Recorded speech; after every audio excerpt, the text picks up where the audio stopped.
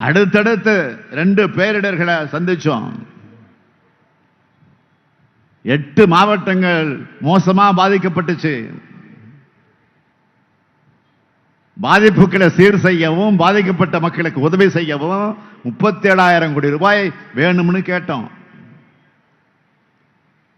பாதிக்கப்பட்ட மக்களை சந்திச்சு பிரதமர் ஆறுதல் சொல்லல, கேட்ட நிதியும் தரல. ஆனா என்ன சொன்னார் தெரியுமா? நிதியமைச்சர் நிர்மலா சீதாராமனை அனுப்பி வச்சிருக்கிறேன், அவர் வந்து பார்த்துட்டு நிதியை ஒதுக்குவார்னு என்கிட்ட பிரதமர் மோடி சொன்னார். சொன்னபடி நிர்மலா சீதாராமன் மட்டும்தான் வந்தார். ஆனா நிதி வரல. நிதி ஒதுக்காம என்ன சொன்னாரு? நீங்க சும்மா சும்மா கேட்கறது போலாம் தர முடியாதுன்னு நக்கலா பதில் சொன்னார். அவருடைய பேச்சுக்களை பார்த்தப்போ ஒரு விஷயம் தெளிவா புரிஞ்சது. அம்மையார் நிர்மலா சீதாராமனை எதுக்காக நிதியமைச்சராக வச்சிருக்காங்கன்னா இது மாதிரி நக்கலா பதில் சொல்றதுக்கு தான் வச்சிருக்காங்க. மக்களுக்கு உதவி செய்யறத பிச்சைன்னு கொச்சைப்படுத்தினார். யாரு? நிதியமைச்சர் அந்த அம்மையார் நிர்மலா சீதாராமன் அவர்கள் பிச்சைன்னு கொச்சைப்படுத்தினார். ஆணவ சிந்தனை கொண்டு அவங்க நேற்று ஒரு பேட்டி கொடுத்திருக்கிறாங்க.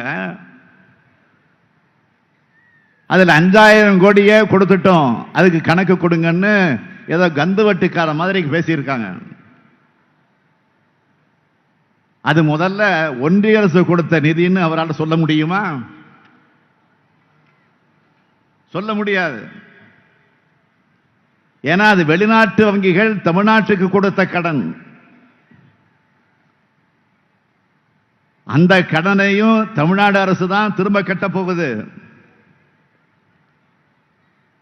மக்களுக்கு புரியணும்னு கொஞ்சம் விளக்கி சொல்றேன். பொதுவா ஏடிபி, கேஎஃப்டபிள்யூ மாதிரியான வெளிநாட்டு நிதி அமைப்புகள்ல தமிழ்நாடு அரசு கடன் வாங்கினா அந்த பணம் முதல்ல ஒன்றிய அரசோட கணக்குக்கு வந்து தான் மாநில அரசுக்கு டிரான்ஸ்பர் ஆகும். அப்படி மாநில அரசு வாங்கின கடன் எப்படி ஒன்றிய அரசோட நிதியாகும்? அப்படி வந்த பணத்தை ஒன்றிய அரசு கொடுத்ததாக சொல்றது எப்படி நியாயம்? பொய் சொன்னாலும் பொருந்து சொல்லுங்க அம்மையார் நிர்மலா சீதாராமன் அவர்களே. ஊரை ஏமாற்ற திருக்குறள் சொல்லாம உளமாற ஒரு திருக்குறளை படிங்க. தன் நெஞ்சறிவது பொய்யற்க பொய்த்தபின் தன் நெஞ்சே தன்னை சுடும்.